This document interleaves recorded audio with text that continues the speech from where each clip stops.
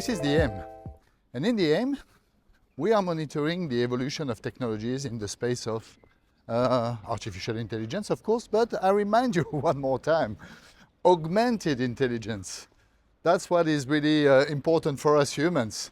We're not mildly interested in technology per se, we're interested in what technology can do for us and for the world. And this is not a selfish or, egocentric approach. Not at all. It's a humanist approach. It's the approach that says that, we're not fascinated by the new wizards and witchcraft of technology. We are wondering and asking ourselves what kind of good it can do and it can deliver for us and for the planet, really, because we are one large system. Okay, so in this episode of The Aim, which is number 7, maybe, there's been a few episodes of The Crunch in between, and there will be another one following this week. I've got a few things already I spotted that I want to share with you.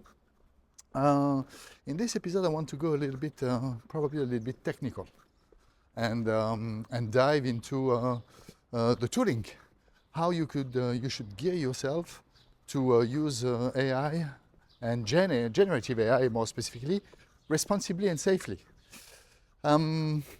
We spoke in previous episodes about a number of topics which have been much more philosophical in a sense, but this one is really about being hands-on.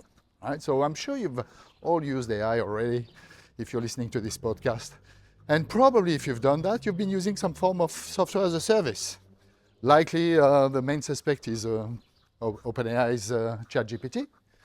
And you've been logging to this website, ChatGPT or GPT4.com. I even don't know what the site is because I'm not using it, right?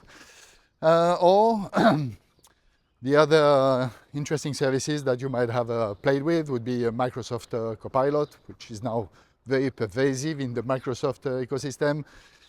You would see Copilot embedded in Microsoft Office, the entire Office suite, 365. Embedded now, I believe, I don't know because I'm not using Windows, but I believe it's embedded in Windows itself, in the operating system itself, or it's on its way to be embedded. So this is a very pervasive diffusion of AI, but AI in a flavor that I'm challenging and I'm questioning. Software as a service, cloud-based, okay? Which means that every time you're interacting with it, in a sense, you are prompting, that's the word we're using, and your prompt travels over the internet, presumably over a secure layer, which is known as the HTTPS protocol. Vendors will tell you that, don't worry, it's encrypted end-to-end, right?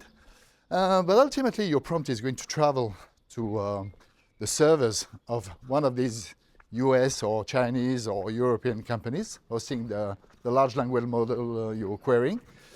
And then it's going to have some attachments, very likely. So attachments like images, files, things that potentially, if you think about it, could be extremely confidential, right? I'm not sure. Look back into your logs, right? Your chat logs, what you've been sharing with GPT or Gemma or Anthropic, Claude. You might be surprised. It's very loud when motorbikes are starting here. So that means that somewhere on the logs and in the databases of these cloud services providers, your data will sit, probably forever. Is it going to sit encrypted at rest and in transit? I don't know. That's the claim. But the recent developments we've seen at OpenAI, and I think there was also a boo-boo at Microsoft that was suppressed. But has shown that actually some of this data was left in clear, right? Left in clear on your device, left in clear on some servers, on some mediation routers, weblogs, you name it, right?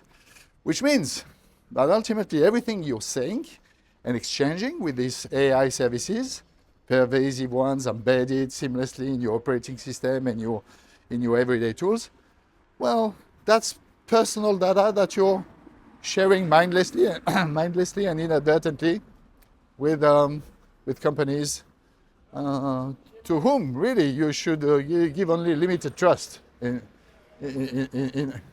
reality. Okay, so that's what I'm talking about, right? So far, you might have been having had a taste of AI this way because it's convenient, because you just have to log in, use your Google Gmail or your Facebook or your Microsoft GitHub credentials to log into a service, start using it, being amazed, and then inadvertently falling into this day-to-day habit of sending over the web data that normally you would deem as extremely sensitive because it's your thoughts, it's your IP, it's your identity, it's your intellectual property, and all that. Okay, so here comes the discussion about how can you now that you are growing up, and now that you want to be a little bit more mindful and careful about that, how do you gear yourself up to start using AI a more responsible and a safer way? And I'm just talking at the individual level here, right? We're not even talking about the corporate world and what's happening in the enterprise, right? I'm working in Geneva in the financial services industry, and I can see things which are, sending shivers in the back of my spine when I see some use cases for AI, right? I'm not going to disclose anything here. So the good news is that you can. It is possible today, and it has been actually possible for a while, thank God, courtesy of some clever and insightful companies out there, but also some, very aware individuals. It's been possible to do that. Running generative AI models, large language models, on your computer, on a secure airtight environment, without having to use any form of cloud-based transaction with a company you don't want to transact with. So I'm really pleased today to do my first podcast about a tool which has been my day-to-day companion for nearly a year now, since probably one of its earliest versions. And the name is Ollama. Ollama, O-L-L-A-M-A. Contains the word LLM, large language models. Llama has become also this sort of go-to saying, courtesy of Meta. Meta is the mother company behind Facebook, Instagram, WhatsApp, and so on, right? But Meta, most importantly, is the champion of open source AI. And we owe that to a French fellow called Yann LeCun. I can only, clap. I would clap if my hands were free to his initiative, and Zuck as well, right? Mark Zuckerberg, their initiative, their decision to open source all the work they are doing on AI, right? But Ollama is independent. Ollama is something else.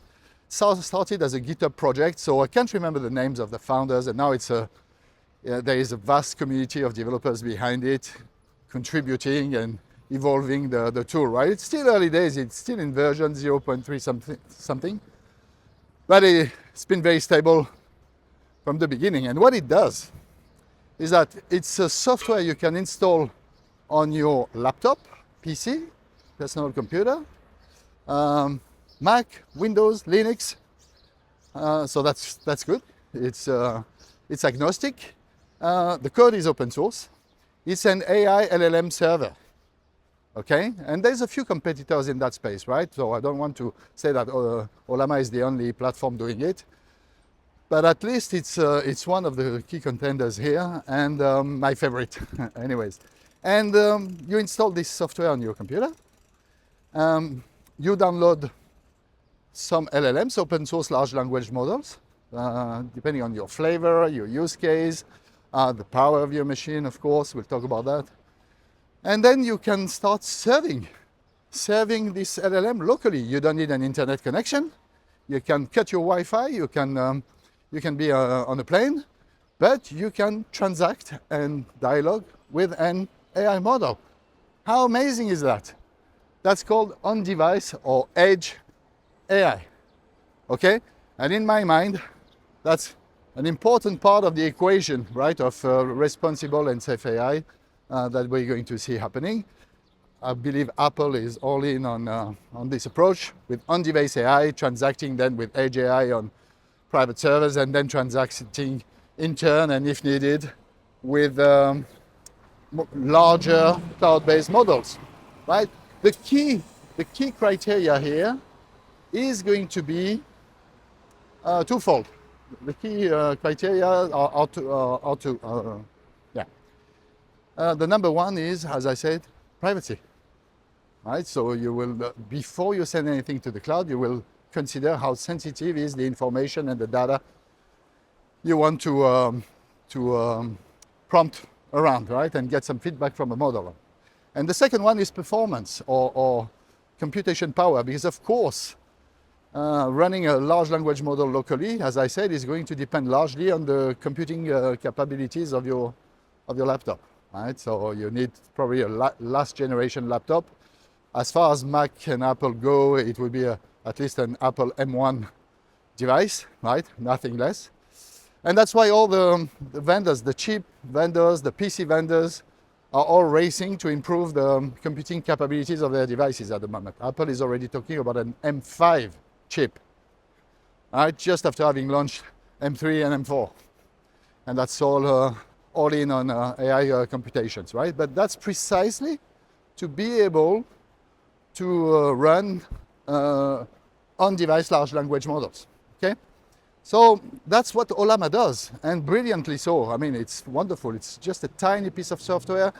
It's got a server and an API, and it delivers, it listens and responds on a specific port locally, and then you can start your integration with anything you can imagine, okay? Whether that be your office tools, graphic design tools, text editing tools, whatever you want. So the conversation we're going to have around Ollama and the quick tutorial I'm going to run is going to cover three aspects, right? Which are material and instrumental to a successful setup, something that you can really start leveraging as soon as you've ended up listening to this podcast. And it's going to cover, one, the installation of Ollama. Two, it's going to cover the kind of integration and the user interface you need to talk to Ollama, and most precisely to talk to a large language model through Ollama. So user interface. Three, the kind of hardware you need.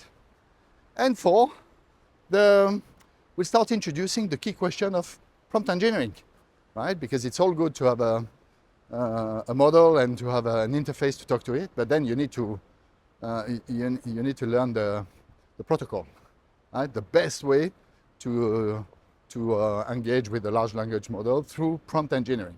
Okay, so we'll talk about that. I want maybe to add a few more things before we move to a screen about the reason you want to use AI in an airtight environment and on-device rather than using cloud compute.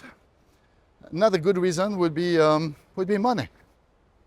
Money for you, the cost it's going to entail for you, because at the end of the day, this is going to be absolutely free of charge. And that's great, because that's exactly the vision I have, and I invite you to have about this disruptive technology. It should be open and accessible for all, right? And commoditized. It should become a new commodity, just like the right to write content, to print content, the freedom of speech, really. Well, the freedom to talk to a large language model should become an absolute human right, fundamental human right. That's my vision. So it's free of charge with Ollama, which is great. Costs you nothing. But it's going to be also extremely cost effective in terms of environmental impact. We've been discussing in previous episodes about the increasing and staggering costs of AI on the environment through the carbon footprints of major companies, Google, Amazon, Microsoft, etc.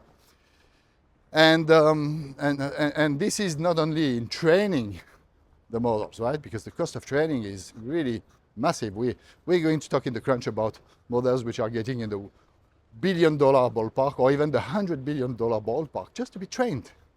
Right? So massive financial cost. But the environmental cost is the energy it consumes then afterwards, replying to every single prompt from millions and very soon billions of users around the world, right? Every time you're going to prompt a large language model like ChatGPT or Claude or Gemini, I mean, I'll try to gather some numbers and we'll have a discussion specifically around that soon, right? But you would think twice before sending your prompt, right? Because the computing effort and the energy required, it's megawatts. It's entire slices of nuclear power plants that need to run behind the data farms and the data centers powering these AI models and the chat services. Okay, so that's really important in my eyes. And doing that on your computer with Ollama and a large language model, of course, it's going to consume energy. But again, it's going to consume marginal energy, right? It's going to use the energy of a computer that is already on and running. Anyways, most of the time, your device will be on and you will be already doing some parallelized tasks, text editing, media editing, web browsing, and all that. So you can as well have Ollama running in the background and your CPU and GPU working to your benefit instead of being idle or instead of being caught in the SETI program, listening to signals from space, from outer space. I'm just joking. I've got a lot of respect for the SETI program, right? But yeah, that's what it is, marginal power consumption. So that removes a lot of guilt in a sense, but also it makes a lot of sense just to run AI on edge and on devices this way. All right, that's already a lot of talking to introduce this topic. So meet Ollama. Let me take you through a hands-on demo of how to set up. See you soon.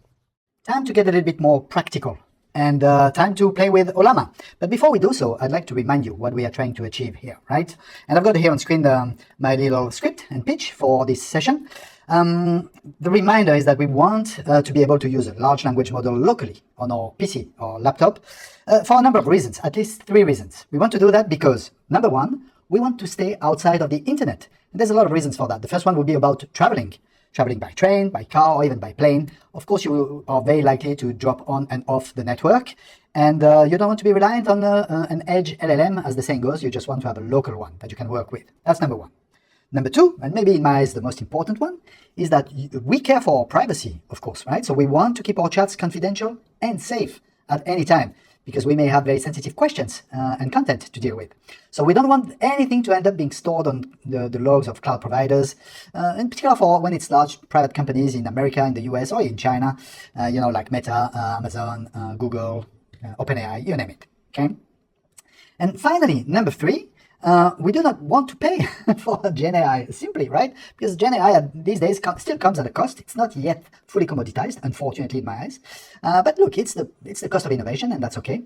But at the end of the day, for a very simple task or traditional tasks like summarizing content or producing ideation, we don't want to have to pay for this service because we have very good open source alternatives, in particular courtesy of companies like Meta or Mistral AI. Okay.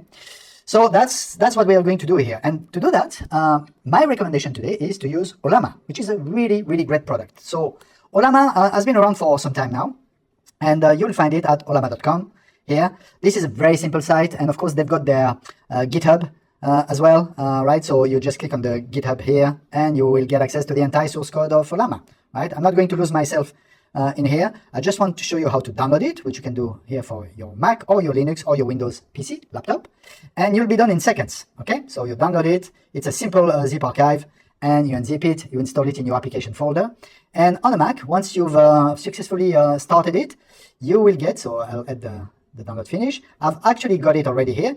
Once you start it, you will see this little icon here at the top of the screen, which is a llama icon, very cute, but really there's no options apart from quitting it, right? So I can quit it, and I can restart it anytime, super quick. That's all it's doing. The real thing is happening under the hood, right, with Ollama, and you have to start your terminal, right, if you have any hopes of being able to do anything with it, right? So here's my terminal, and if I type Ollama, of course, I will be invited here to use some of the traditional commands. So the main one you're going to use is to first to pull a model from the registry of Ollama, right? So we'll do that in a minute.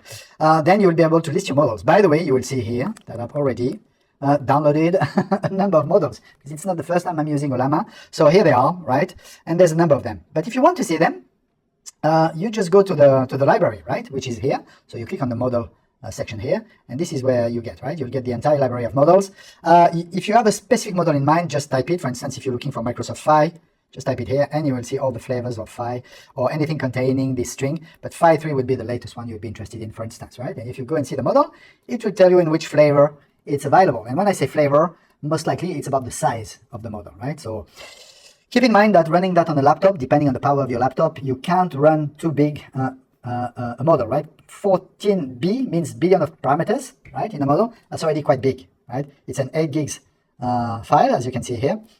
My recommendation for a MacBook M1 is to look along the lines of less than 10 billion parameters, right? Give or take, which is usually what I have. And as a result, I'm getting models which are really in the size under 10 gigabytes as well, right? I'm not saying that it's correlated, but it's a sort of order of magnitude. And you can see that, yeah, I've downloaded StarCoder 15 billion, but I'm pretty sure it's running very slow on my computer, right? Because I don't have one of the latest chips. I've got here a 7B model from DeepSeek Coder, and I've got the Llama 3.1 8B, for instance, okay? So if you want to download a model, you just use the pull command, right? So let's assume I want to download, you know, I don't know, I'm going to take Gemma. I've never used Gemma yet, but I might, so, and I don't think I've downloaded it. So you would do Ollama, pull, Gemma, 2, right? And here you go. Ollama is going to pull the manifest, right? You can see it's a 5 gig file, so we'll come back in a minute. And of course, Gemma will be available. But most importantly, with all the models you already have, right? And if you want to use an existing model, you can just use the command run, right? And for instance, if I use run Phi 3, right? Because I know I've got it already on my computer, I'm just launching that. If I didn't have Phi 3, it would start and download it, right? It would do a pull and then a run, okay?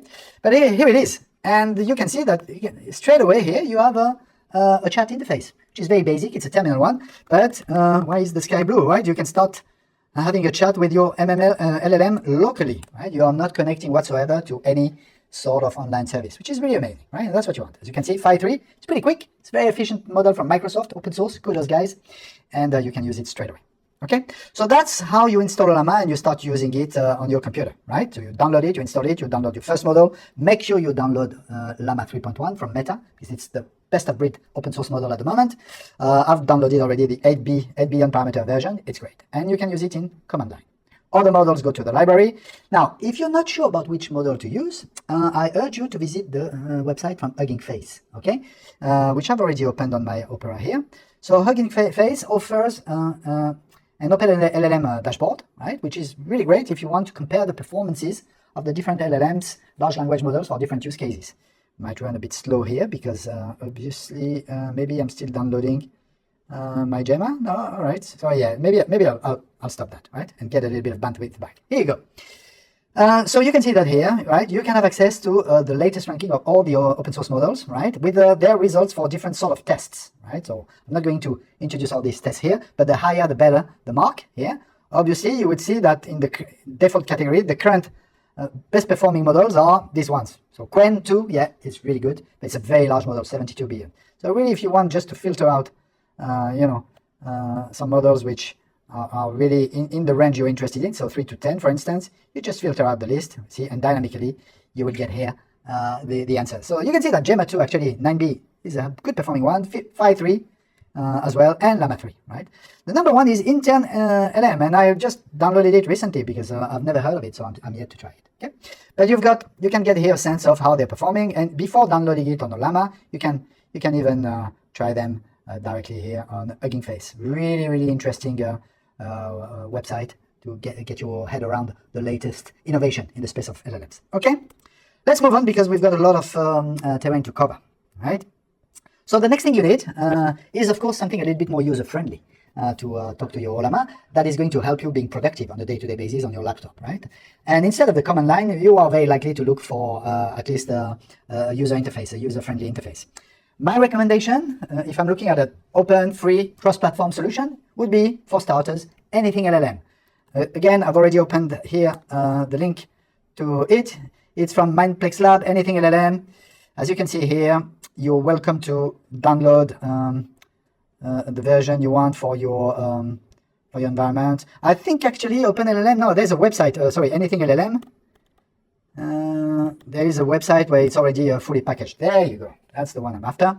Right? And what I've just shown you was the GitHub repository when you can have more details. But as you can see, it's pre-packaged for, again, for Mac, Intel and Apple Silicon, Windows and Linux, right? Great tool. And if I want, I've already downloaded it. So if I launch it here, as you will see in anything LLM, what I will be able to do, right, is I will be able to go in my configuration, which is here, that's the key. And here on my LLM preference, I can choose an LLM provider. And of course, I can use all the edge AI available out there, starting with OpenAI, right? So if I've got an API key from OpenAI, I can choose my flavor, and here I go. But remember, we're here to use local LLMs, right? To be private, to be offline, and to avoid getting a penny out of our wallet, right? So as you can see, lucky us, this tool supports Ollama as a local provider, and a number of other solutions, right? And I'm not going to spend a lot of time there on other local solutions, but Ollama is my option of choice. The parameters by default are good. This is the local URL that your Ollama daemon is running on. And then what you can do here, as you can see straight away, you will see that it's up to date with all the available models, all the models you've downloaded. So that's the amazing thing with Ollama. You've got only one daemon, but on the fly, it can serve you any LLM you want based on your interface, your context, your use case, your workload, which is really cool. So let's play with Mistral, right? You can set the size of the context in tokens. I'm not going there right now. I'm just going to save my changes. So I'm now using Mistral LLM as a global one, global preference. But as you can see, the interesting thing with anything LLM is that you can create specific context and workloads, and you can create in particular workspaces. So my test workspace, for instance, so let me play in this workspace, and I've got a default conversation starting here. Why is the sky blue? All right, let's see if I get an answer. So answering now should be Mistral. I'll double check, but since this is my global preference set in anything LLM, that's the answer I should get. Obviously, Mistral is a little bit longer than 5.3. There you go. So you remember when I was in command line, I got an answer from 5.3 here, where it started with process called relay scattering. Maybe it's the same. Let's have a look at this, at the setting of this workspace, right? So this workspace uses the system default, right? But again, you could override that, and you could have another kind of LLM for this specific workspace. And then, of course, you can set pre-prompt for all your conversations, so that's called pre-prompt engineering. And then you can play on the temperature of the model, which is a sort of creativity you would allow the model to have, right? So you can have this setting at the context space. For instance, I could choose to work with Grok, right? Grok is an edge provider, right? And if I use Grok and I say I want to use Llama 3 70B, for instance, on Grok, which I've already configured, I might have now a completely different answer, right? Why is the sky blue? Same question. So you can see the answer from Mistral was very more concise than the one I got from 5.3, right? And now that I'm asking Grok, another service, I will get something different. And most importantly, it's going to be much faster. Because of course, I'm talking to an edge service. And Grok is particularly efficient in speeding out a lot of tokens per second, right? So as you can see, anything LLM is really convenient because I can work by workspace, and also I can work per conversation, right? So I can have multiple conversation or threads in this workspace, which is really good, which allows me to preserve context. So as you can see, I've got here a way to preserve all the history of my previous chats, and all of them have been taking place with a different Ollama model, if I want it so, right? So if I come back here, again, I show you where it is. I can use system default. I can go on Ollama, but I can now override and say, instead of using the default Mistral, I'm going to use this, famous intern LM that I wanted to test, right? And if I update my workspace now, right? And if I do this new thread, why is the sky blue? Let's see, I might have yet again another different answer, or slightly different answer, because this time it's going to be the intern LM2 model that is going to answer me in this thread, in this particular workspace. So anything LLM is really great for you to start organizing your conversation. And there you go. It's really different. It seems that internal LLM is a little bit more verbose and gives me much more explanations, right, on the very same CB-line question. Another thing that we'll see down the track is that anything LLM will allow you to do what we call embeddings. You can use a local installed vector database, right? And there's a number of additional settings you can do. So you can do what we start calling RAG, retrieval augmented generation of content, right, based on local documents that you will feed to the interface to supplement the knowledge of your language model. It's really cool. Okay, I'm not spending too much time on that. I just wanted to show you the use case. Anything LLM from Minplex Labs, really cool. There's other solutions, right? And we'll come back to that one, which is very popular, is LM Studio. And I've got a few more in the end. There's GPT-4. But again, these tools are richer as they come with their own language model engines, right? Whilst we already have Ollama, we don't need a language model engine. We just need a UI, okay, your user interface. That's why I recommend anything LLM, okay? Remember where you can get it, right? Anything LLM, and then we found the website here, anythingllm.com, to download it. You've got documentation, how to use it, and then you can go on GitHub. Cool. So that's the first use case. Now, I've got Ollama running with as many open source models I need, each of them with their special flavor and size and performances. I've got a user interface. Now, there is another cool use case, really, which I like, which is to embed AI in my everyday tools, and in particular my editor. As you can see here, I'm using Obsidian, right, which is my favorite tool to manage my knowledge, right, and my information. That's why I write everything I do. So if I start a new chat here, I'm going to create a new node. This is the test node, and let's say now I want to, for instance, copy some content from the web, right? So there's an introduction here, right? I'm going to copy this page, right? Content. I'm going to paste it here, right? There's not much. What is anything? Yeah, I'm going to cut a little bit of the crap up there. Right, there you go. And I want now to summarize this page, right? And I want to invoke a chatbot straight in context. So what you can do here, for instance, and that's courtesy of a plugin, right? You can install a large language model as an assistant in this tool. So the way I'm doing that with Obsidian is that I'm using a plugin. I've got a community plugin called BMO Chatbot, which is here, right? BMO Chatbot for Obsidian, right? Which I've downloaded and installed, okay? Yeah, well, it's giving me examples. I can even use that. That's pretty cool, actually. Prompt generic command. Okay, that's cool. Why not? Anyways, the way the chatbot appears is here on the side window, right? And there's this little icon here, or this icon here. It's the same, right? You can configure this chatbot, and of course, in the configuration, again, that's where you're going to see to be able to configure the source. And in the source, there is an Ollama configuration area. So again, you provide the local URL of your Ollama. You say whether or not you'd like streaming. So that's the content being given back to you word by word or all in one go. I prefer word by word. And then you have your setting parameters and all that. You could connect other edge services like Anthropic Cloud, like Google Gemini, Mistral AI, ChatGPT, etc., etc. But I've chosen here to configure it with Ollama. Right? So now my chatbot here is working with Ollama. Oh yeah, and sorry, I should just show you that as well.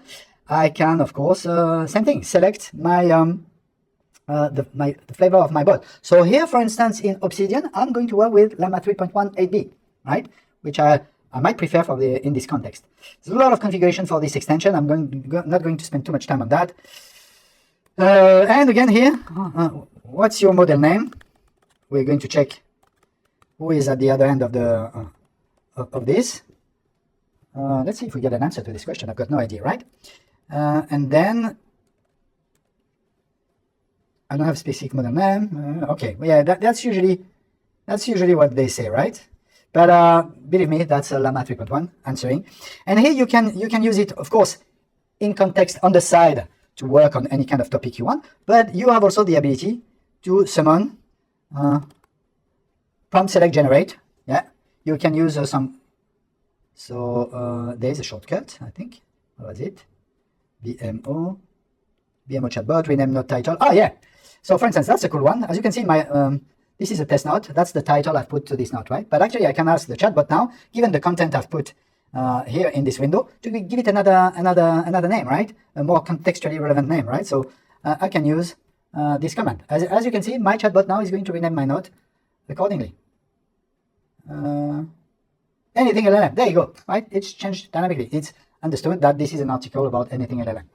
Simple, very simple example. But again, as you can see, it's really an direct interaction between Ollama via the plugin BMO in my Obsidian context based on the content I'm producing. Really cool, right?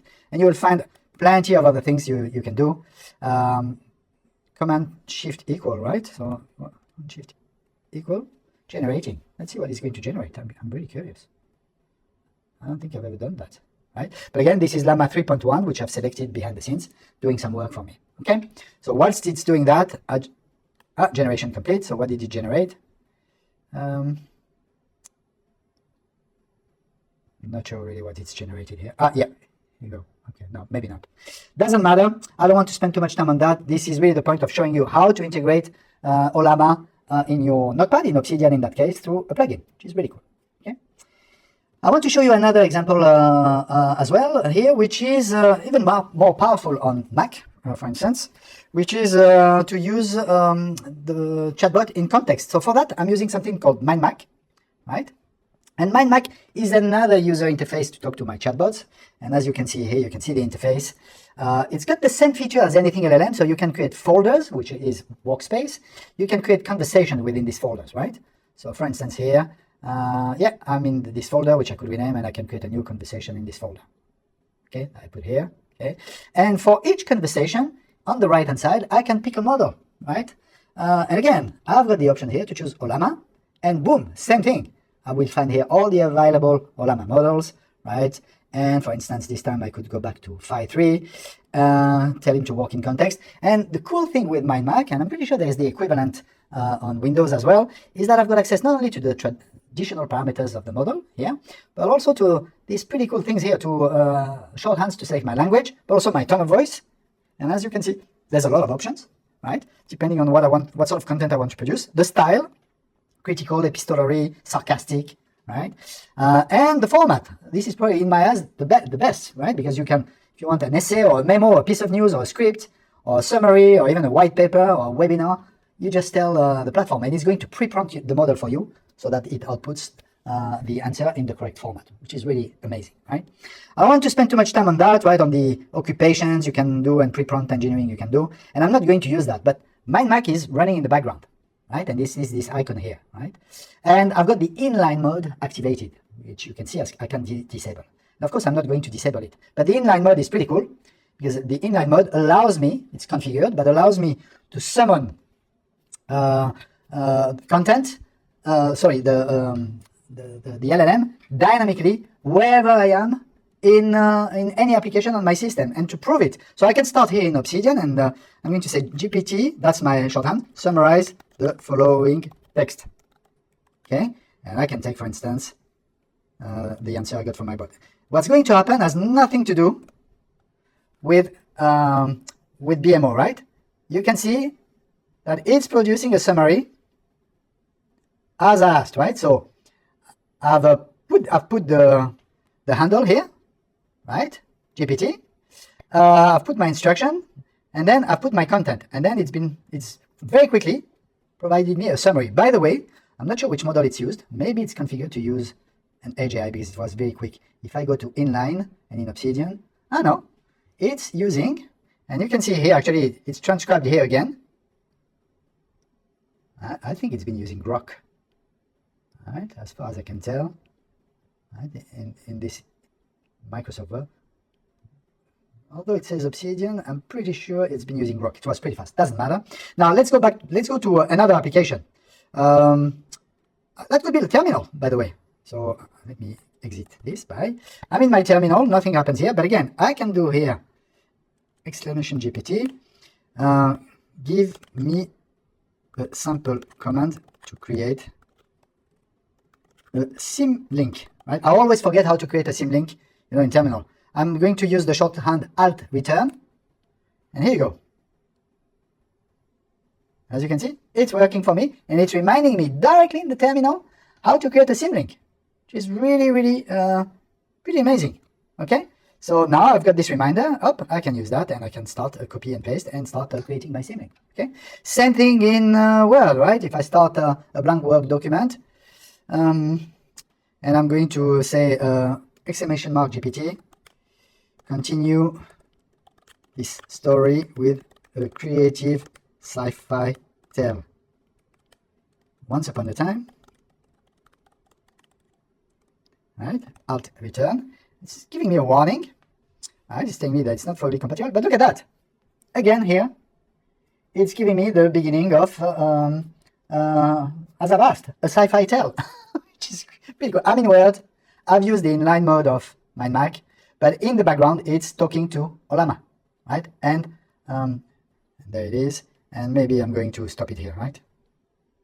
I think that's enough. But it's been providing me the beginning of a story as I asked it, right? So really, really amazing to have actually access to the model via Ollama anywhere on your computer. Okay, let's close all that. Let's close all this noise. And coming back to our script, I'm going to close this boat. The last thing I wanted to show you is how to use Ollama as well as a coding assistant. Right? If you're a developer, if you're a software engineer as I am, right, you're very likely to use an IDE such as Visual Studio, right? So let me start my Visual Studio here. Okay, and you know, you may want, for instance, to do a piece of work here in yeah, I'm in Python and I'm using the Autogen framework, right? So I'm looking at this file here, right? And what I've done here is that I've installed an extension called continue. Okay, it's not visible here, but I've configured it to appear on the right. So it's called continue, right? So from let me go here. I'm going to show it to you. So continue is an extension available for Visual Studio Code and for IntelliJ, for JetBrains, right? And it allows you to call an LLM, a large language model, from inside your IDE to do code assistance work, right? So I've downloaded the extension for Visual Studio Code, right? Which you can see here. And here I am now in my Visual Studio. I'm going to probably start a new window, a blank one. And as you can see here, right, I could configure it, but I can already pick from the list all the models I have either locally or potentially externally, right? I think I've configured also Llama 370B from Grok as an Edge AI service, right? But I could very well use my local Ollama with DeepSeek Coder to say here, provide the context. So the context is this open file. So I'm going to say, yeah.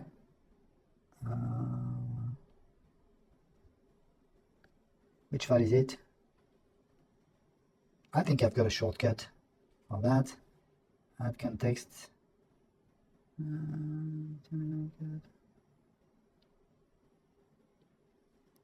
Yeah, that's the one. There you go. That's the one I'm on. So I'm using that as a context. And I'm saying reverse engineer this file. Tell me what it does. All right. So, of course, it's running locally, so it's going to be a little bit slow, and we'll let it work, right? But whilst it's working, I want also to emphasize the fact that I could very well, this is obviously a Jupyter notebook, right? But I could very well select some code here, so for instance, this, right? And also contextually, click right, and continue, and say, give some quick instructions. For instance, I could tell my large language model to write comments, right, for this code. And it would start doing that as well. By the way, you can see the answer coming from DeepSeek Coder on the right-hand side, telling me what this notebook is doing. Okay, and in the meantime, yeah, all right. So it's a bit slow because of course I'm doing a couple of things at the same time. But as you can see, this is really again my Ollama with the continue dev extension in Visual Studio, making sure that I can use a DeepSeek Coder large language model to assist me with my coding efforts. And you can see it's pretty verbose, right? It's really telling me exactly what the script is doing. Okay? In the details, I'm going to stop that. Okay? Now I think I've asked it to do to write. There you go. It's starting. It's a bit slow, but it's starting. I've asked it in the same time to write comments in my code. And look at that. It's happening as we speak. Right? It's adding the context. I can close this, and it's adding contextually all the comments for all the lines, line by line, telling me what's happening, right? And suggesting some code changes. And as you can see, I can accept them all, reject them all, or accept line by line, right? I think it's nearly finished. Probably still going, right? For the last, but pretty cool, right? So again, another use case for you to have a local code assistant. You're not talking to GitHub Copilot. You're not talking to OpenAI ChatGPT or to Microsoft Copilot. You are using your own open source model and a specialized one, DeepSeek Coder. So let's come back to DeepSeek Coder, which is one of the available models here. If I click on the models, right?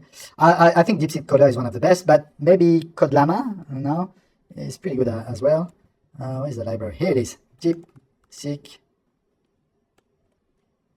Right. I think my computer might start struggling, of course. Is it finished? Might be, right? I'm going to close that. I'm going to reject all these changes. We're going to close reject all, right? And I'm going to close without saving my Visual Studio. And here we have DeepSeek Coder, right? V2, which is the one I'm using. I think I'm using it. Let's have a look. In the 16B? Not too sure, right? Let's have a look again and do here Ollama list. Maybe it's DeepSeek. It's the first version. Oh yeah, that's the first version I'm using. Maybe I will download DeepSeek Coder too, right? Actually, it sounds like a good idea. I'm going to use the 16B version, right? So I'm copying it here, and I'm copying the command here, and let's download this additional model. There you go. I think I'm finished with what I wanted to show you, right? So we've been through all that, right? So we met Ollama, we've installed it, we've pulled a few models along the way. Llama 3.1 would be a must have for you. We've also identified a nice UI with anything LLM, right, which allows you to organize your work by workspace, and for each workspace to have a different configuration, a different model working for you, which is really cool. We have also seen how to go one step further, right, and to integrate it with the text editor that you're using. So typically here, that's Obsidian. And finally, we've seen some miscellaneous use case, so specific to Mac, the inline modules with MindMac, and more generally speaking, for engineers, the ability to integrate it in your code IDE using the Visual Studio Code on this example and the continue.dev extension. So I hope I've demonstrated how this is really possible without having to give a penny away, without having to have a broadband connection all the time, and whilst still maintaining your own privacy, because all the chat conversations, all the logs are stored on your machine. So privacy check, money saving check, and of course independence and freedom of movement check. That's all. I'm stopping here and I'm giving it back to myself to conclude this episode. Thank you for watching. Take care. Okay, I hope you really enjoyed this first introduction to Ollama. If you didn't enjoy it, hopefully at least you found it interesting. And I wish that you are already setting up and installing Ollama on your computer and downloading your first model. So maybe a couple of comments on the models that have been presented. I'm not sure what I have said because I haven't recorded it yet, but as I speak now, but I would imagine I've spoken about the main ones at the moment as of July 2024. Big leaders on the leaderboard of Hugging Face are obviously Qwen. So that's Qwen 2, more exactly. That's a small and medium-sized model from Alibaba. This is really the best at the moment, and a serious alternative to the other US-based models such as Llama 3 and Gemma from Google. So I think it's good and healthy to have such a diverse competition worldwide. You will find also Mistral from Mistral AI. So I'm using Mistral Instruct 7B because that's the responsive one on my MacBook M1 at the minute, but I'm looking forward to moving to Mixtral, Mixture of Expert, 8 times 22 billion parameters. That's probably the top of the range in the open source offering of Mistral AI. What else? I love, of course, Llama 3, and there are various Instruct editions. And look, I'm starting really to have a curious look at Gemma 2, but probably top of the pop, let's be honest, and let's give credit where credit is due to Microsoft for their small and medium-sized model 5.3 in particular. It's been a quick evolution of the 5 model, and it's really impressive. How relevant it can be for really 80% of your day-to-day tasks, would that be text summarization, or even to an extent some not creative writing, I would say, but a healthy debate on some topics which are already well charted and as part of the human knowledge landscape, right? So it's remarkable. Again, I want to conclude on that. We have to admit that we're living incredible times with this disruptive technology of generative AI.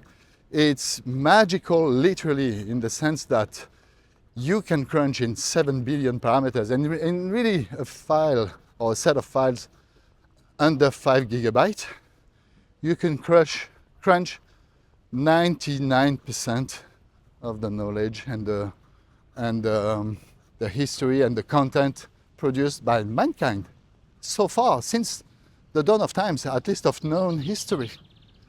That's baffling, and this is all due to the fact that, of course, this information is not stored per se. It's simply predicted based on all these vector-based analytics and these super powerful algorithms that have been crunched courtesy of machine learning and neural networks. You will be every now and then baffled and left, bewildered about how you're very soon on your handheld device. You will have literally the entire Wikipedia, the entire Library of Congress, the entire Encyclopedia Britannica at your fingertips. So this is, of course, obviously going to change the rules of engagement in terms of education, right? And it's putting front and central again, it sparks the debate again of how we're going to teach the new generations how to keep their critical thinking, which is really the end game. At the end of the day, the floor is lifted in terms of knowledge management, information management, content production, but we are at a point in time where our critical thinking might have reached an all-time low. All right, so, and that's the key questions we need to ask ourselves. Having such power in our hand will call us to incredibly high responsibilities in terms of exerting our human intelligence properly. All right, enough for today. I hope you are already actively playing with Ollama. No doubt it's going to become your day-to-day companion. Maybe something else will come along replacing Ollama, but the principle of having LLMs and AI running locally on your device are set. So enjoy, stay safe. This is the aim, and I'll see you soon.